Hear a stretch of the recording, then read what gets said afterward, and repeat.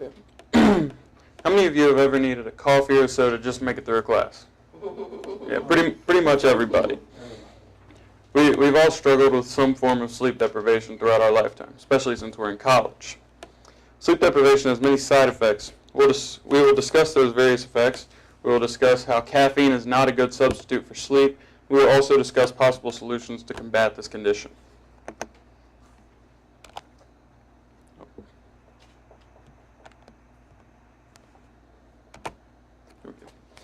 First off, what is sleep deprivation?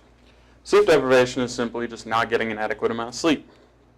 And the amount of sleep that we need actually fluctuates not only based on how old we are, but it fluctuates from person to person.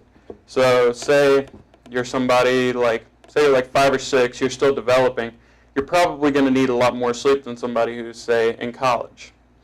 And it has many side effects. These effects include moodiness, hunger, decreased brain function, and it can even help cause type 2 diabetes. One of the first things you may notice when you're sleep deprived is you actually struggle to pay attention, and you can't seem to focus for the life of you. So you'll be sitting in that class and you just constantly zone out. And even when you finally find a way to focus, it seems like the information goes in one ear and out the other. So sleep deprivation can also contribute to weight fluctuation. There was a study done on lab rats, according to sleepassociation.org, where lab rats were exposed to prolonged sleep deprivation, and they actually began to eat more and exercise more. And they actually exercised so much more that they ended up losing weight until they died. For people in our society, however, a little different story. We aren't as likely to exercise when we're sleep deprived, so we also will want to do probably as little as possible. With the high-calorie foods that are readily available, such as like a fast food restaurant, it's very easy to just go pick up some food almost at the snap of your finger rather than to make it yourself over 20-30 minutes. So obesity is a serious problem with sleep deprivation. There are also physical effects of sleep deprivation. And if you're an athlete and you're sleep deprived, you're more prone to cramping, which might not be a serious issue, but athletes know that cramping is never fun, especially serious cramping. Another issue, you can get more severe injuries such as muscle tears or hernias when you're sleep deprived. So how do we combat sleep deprivation?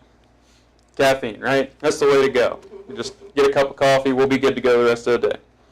Well, that's not the best idea because coffee contains caffeine, and, well, caffeine's a stimulant, and the brain actually uses that stimulant for about an hour or so, and you'll be instantly alert for about an hour, hour and a half, but then you'll crash pretty hard about an hour, 2 hours later, and you'll be feeling much worse than you did before. Aside from it not helping, caffeine can actually even cause more problems. When you consume caffeine, it's a stimulant, so your blood vessels and your brain get used to the effects of the caffeine. So you become addicted to the caffeine, and after a while, if you suddenly stop, you experience withdrawals. Most of the time, it's in the form of headaches. Another effect of caffeine, according to healthline.com, is it can actually interfere with calcium absorption, which later on in life can cause osteoporosis. And osteoporosis is the thinning of the bones, which can also end up causing, you have an increased chance of breaking bones. There is still hope, though. There are still several ways to combat sleep deprivation. I think most of us, it's safe to say we're in college, we have pretty irregular sleep schedules. You got like an hour and a half of sleep the other night.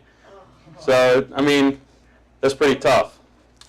I think the best thing to do is consistency. Set a regular sleep schedule, try to get to sleep at the same time every night, and get up at the same time every morning.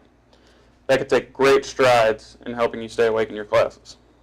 Another possible solution is to drink ice water instead of coffee, because if you drink ice water, the coldness will instantly wake you up, and you won't crash later because there's no caffeine involved.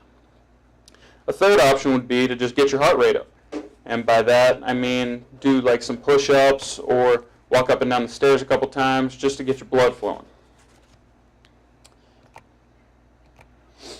The importance of sleep can't be overstated. To sum it all up, there are methods to combat sleep deprivation, but increased caffeine intake is not a good idea. In conclusion, we may not take it very seriously, but sleep deprivation is no joke.